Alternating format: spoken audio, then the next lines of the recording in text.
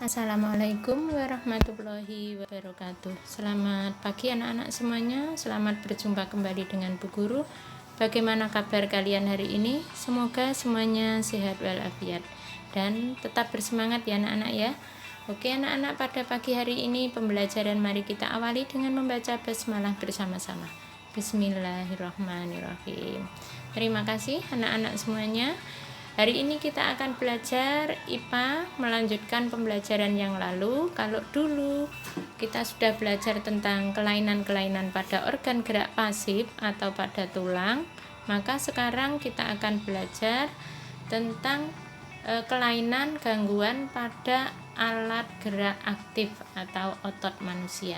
Ya, kita ikuti ya. Ini untuk pertemuan tema 1 yang terakhir anak-anak, dan besok pagi kita akan adakan penilaian ulangan tema 1. Oke, kita mulai ya. Yang pertama dinamakan dengan hipertrofi. Nah, apakah hipertrofi itu? Yaitu kelainan otot yang membesar dan menjadi lebih kuat.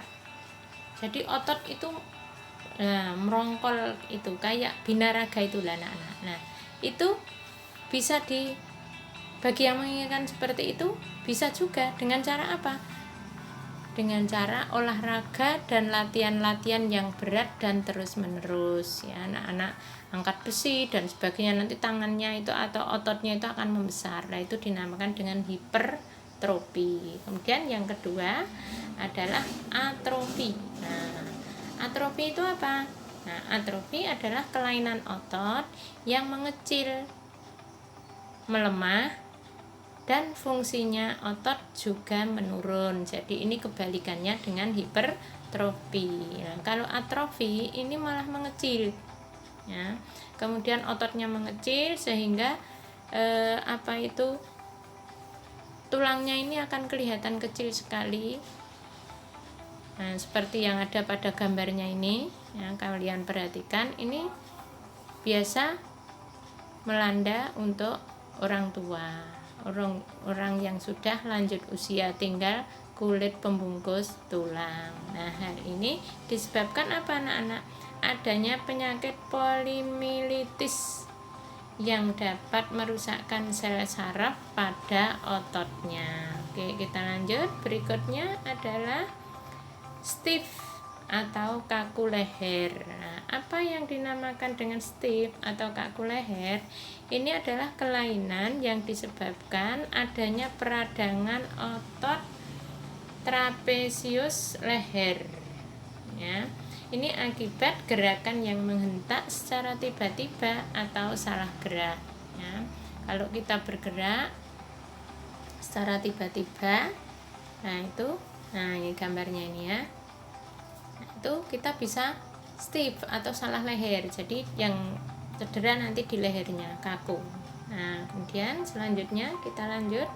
Yang keempat adalah titanus. Nah, tulisannya titanus. Ini adalah kelainan otot yang disebabkan adanya infeksi bakteri Clostridium tetani. Nah, ini biasanya terdapat di mana? Virus atau bakteri ini biasanya terdapat pada benda-benda logam yang berkarat. Nah, jadi misalnya kita kena paku, nah seorang kena paku, pakunya itu berkarat. Nah, itu bahaya sekali, Nak. Ya, maka harus cepat-cepat dibersihkan. Karena apa?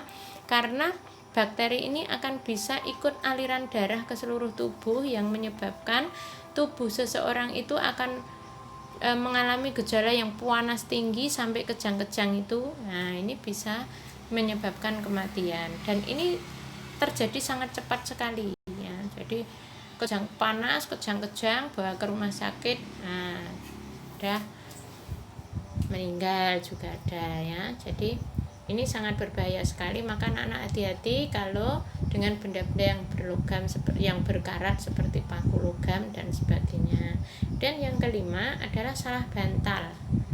Salah bantal itu kalau kita nyebut itu tengeng, nah, atau istilah dokternya namanya torticollis. Nah, apa itu? yaitu penyakit yang sering terjadi pada saat bangun tidur. Leher terasa kaku dan tidak bisa digerakkan. Penyebabnya apa anak-anak? Bisa karena salah posisi tidurnya, bantal terlalu tinggi, bantalnya kaku atau keras, atau terkilir pada otot leher saat melakukan aktivitas. Nah, jadi bantal itu harus sering dijemur biar empuk. Nah, biar tidak menyebabkan kaku leher atau salah bantal. Nah, ini. Dan kita akan lanjut. Iya, ini gambarnya salah bantal. Nah, oke, sekarang bagaimana agar kita terhindar dari penyakit salah bantal tersebut?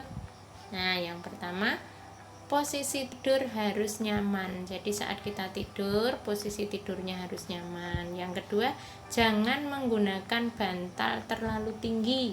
Nah, misalnya bantalnya malah ditumpuk-tumpuk keras misalnya. Kemudian nomor 3, jangan tidur dengan memakai kipas angin yang langsung menghadap ke tubuh. Ini anak-anak sangat berbahaya sekali. Ini biasanya anak-anak kecil ya, kalau tidur nggak ada kipas anginnya nggak bisa tidur, bahkan sampai dihadapkan ke tubuhnya langsung, ke mukanya langsung, itu sangat berbahaya. Karena apa? Ini bisa nanti anak-anak ototnya itu menjadi kaku, atau bahkan ada juga yang seperti stroke ya, tahu-tahu mukanya ini sudah nggak simetris lagi, bibirnya sudah perot, matanya satu terpejam, pipinya satu mencong atau naik atau turun itu. Nah, seperti orang stroke itu karena ini bisa juga diakibatkan karena kipas angin yang menatap langsung. Jadi boleh anak-anak pakai kipas angin, jadi dihadapkan ke dinding atau ke membelakangi kita. Kita sudah, yang penting tidak sumuk. Nah, kita nanti sudah kena imbasnya, tidak sumuk lagi, sudah dingin ya. Kemudian yang keempat adalah saat tidur harusnya ganti-ganti posisi. Jadi jangan tidur itu miring ke kanan terus atau terentang terus, jangan. Jadi pindah-pindah, nanti kelamaan tidurnya ketindian. Nah, itu nanti juga bisa menyebabkan salah bantal atau leher kaku. Oke, lanjut. Yang kelima adalah tidur jangan di atas kasur yang keras. Nah, kasurnya itu kapok tetapi sudah keras itu. Nah, biar tidak keras bagaimana? Dijemur. Kalau pas panas tuh, pas libur-libur, kasurnya dibawa keluar, dijemur, kemudian nanti dipukuli dengan pemukul kasur itu biar debu-debunya hilang ya, biar bersih. Oke, anak-anak. Nah, sekarang faktor penyebab sistem organ gerak manusia itu mengalami gangguan. Apa tuh faktornya? Ya, faktor penyebabnya bisa juga karena kebiasaan kita yang salah, seperti posisi saat duduk, saat berjalan, saat naik tangga, saat menulis dan sebagainya. Pola hidup yang salah. Nah, kebanyakan tidur. Nah, itu juga namanya pola hidup yang salah. Oke. Kemudian juga karena pembawaan lahir. Nah, sekarang cara mencegah terjadinya kelainan organ gerak agar kita tidak terkena atau mengalami kelainan organ gerak. Misalnya, kelainan organ gerak kaki berbentuk X. Nah, jadi untuk menghindari kelainan kaki berbentuk X karena bawaan lahir. Nah, bagaimana caranya?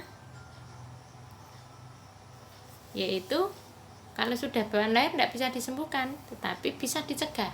Pencegahannya sejak anak itu dalam kandungan, maka ibu hamil dianjurkan untuk banyak konsumsi sayuran dan minum susu berkalsium. Nah, kemudian contoh lagi agar terhindar dari artritis. Nah, artritis itu seperti pengapuran itu ya anak-anak ya. Kemudian bagaimana caranya? Yaitu membatasi makanan yang dapat memicu meningkatnya asam urat. Nah, Kemudian berikutnya, iya. Berikutnya, agar terhindar dari kelainan lordosis, kifosis, dan skoliosis. Anak-anak masih ingat kan apa itu lordosis, kifosis, dan skoliosis? Nanti bisa dibuka kembali. Nah, dengan cara olahraga secara teratur. Yang kedua, menghindari kebiasaan sikap tubuh yang salah. Jadi kalau duduk harus tegak, usahakan ada penyangga tulang belakang. Kalau duduk di kursi yaitu ada sendenan kursi yang tegak ya, bukan sendenannya yang miring atau agak tiduran seperti kursi malas. Nah, bukan itu. Nah, sekarang agar terhindar dari osteoporosis. Ya, ada yang tahu osteoporosis itu apa? Yaitu pengeroposan tulang. Bagaimana caranya? Nah, ini konsumsi makanan dan minuman yang banyak mengandung kalsium. Kemudian olahraga secara teratur. Jangan takut olahraga, jangan takut kesel ya, karena itu sangat bermanfaat untuk kesehatan tubuh. Berikutnya adalah agar terhindar dari penyakit rakitis. Rakitis itu apa? Rakitis sebenarnya hampir sama dengan yang nomor 1 tadi. Kaki berbentuk O atau X itu namanya rakitis. Nah, bagaimana caranya? Yaitu banyak konsumsi telur, susu, dan minyak ikan, serta berjemur di pagi hari. Jadi anak-anak jangan takut kena panas kalau pagi hari. Semuanya berjemur, apalagi musimnya seperti sekarang ini. Musim virus corona, musim Covid. Jadi kalau virus itu kena panas, virusnya akan hilang, akan mati. Maka usahakan anak berjemur dan jangan takut untuk kepanasan ya. Jadi sinar matahari pagi sampai kira-kira jam 10 itu masih mengandung vitamin D yang sangat bagus untuk pertumbuhan tulang. Gitu ya anak-anak ya. Nah, sekarang berikutnya adalah tugas kalian hari ini. Buka buku siswa halaman 181. Jadi hari ini tugasnya nanti ada 2 biar langsung selesai ya. Tugasnya ada 2, yang satu halaman 181. Nah, anak-anak perhatikan gambar.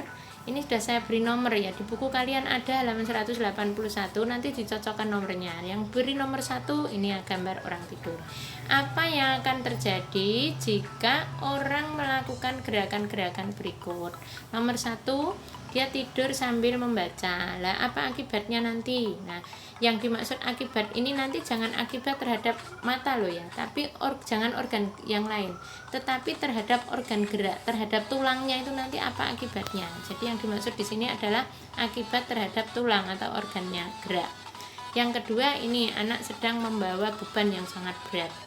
Yang ketiga, tidur. Nah, seperti ini nanti orang tidur dengan posisi yang seperti ini akan mengakibatkan apa? Nomor 4, membaca sambil miring. Yang nomor 5, naik turun tangga dengan posisi tubuh yang seperti ini. Nanti anak-anak kerjakan dengan cara nggak usah digambar. Nomor 1, akibatnya apa? Nomor 2, akibatnya apa? Dan seterusnya. Oke, sekarang tugas berikutnya yang kedua adalah buku siswa halaman 186. Ini SBDP ya. Anak-anak nanti menjelaskan pengertian komik. Komik itu apa toh? Nah, anak-anak saya kira tahu ya. Kemudian ciri-ciri komik itu apa? Nanti dicari di buku ada. Di buku siswa ada di situ ciri-ciri komik itu seperti apa. Komik yang baik seperti apa? Di situ nanti sudah ada semua. Oke, terima kasih. Nah, kalau sudah paham semua, sekian. Assalamualaikum warahmatullahi wabarakatuh.